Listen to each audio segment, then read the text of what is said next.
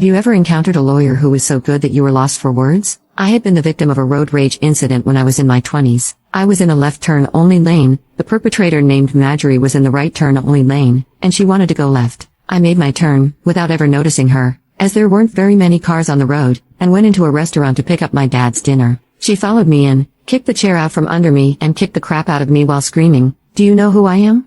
Luckily, one of the waiters got her license plate number. I had 8 broken ribs, a fractured cheekbone, and she had ruptured all of my stitches from my gallbladder surgery that I'd had 2 weeks prior. She tried to have me arrested for assault, saying that I threw her against her car. I'll come back to that. At my first court appearance, the prosecutor took me into a room and wanted me to drop the charges against this woman. I obviously refused. The prosecutor said, "You are 22, you work as a hairdresser, and you live with your parents. You are nothing. Marjorie is a pillar of the community, and is the child psychologist for the county, so I'd think real hard over this." I did point out that I had brought a witness, the waiter, as well as notarized affidavits from several people who were in the restaurant at the time, and CCTV footage from the restaurant, too. She refused to allow them to be admitted. Wasn't she supposed to help me? The judge wanted me to let the perpetrator have my car fixed. She broke a window and keyed the door, by some unlicensed guy, whom she had treated when he was in school. I agreed to an estimate, but I was going to get my own estimate as well. My sister used to work as a legal secretary, and she took me to one of her old bosses.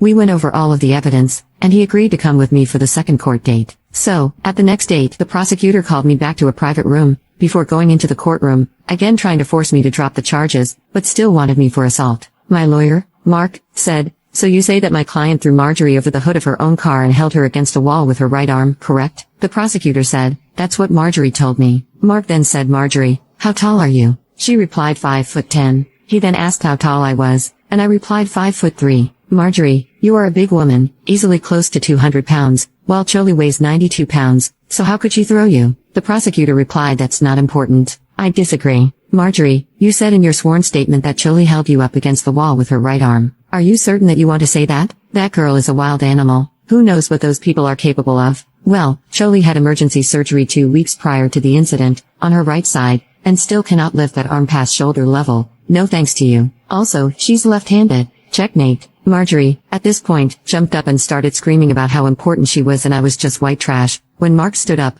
looked down at her and said, "Lady, you might have convinced this prosecutor that you're somebody special, but I have, in my briefcase, a filing ready to go to the state board, along with all the evidence from this case, as well as sworn observations about your general behavior from your fellow psychologists and some of your neighbors. You will never be able to work again once I'm through with you, so I suggest that you sit down and admit that you lied and that you beat this white trash girl for no reason." Then, he turned to the prosecutor and said, "How dare you assume that someone is guilty because they're not from this town? What does that prove? Or are you just bored and lazy?" Marjorie had to pay for all of the damage done to my car, as well as the ambulance service, medical costs relating to everything that she did to me, and the damage she did to the chair in the restaurant. All of my charges were dropped and expunged. Mark usually handled divorce cases, but he had way too much fun that night.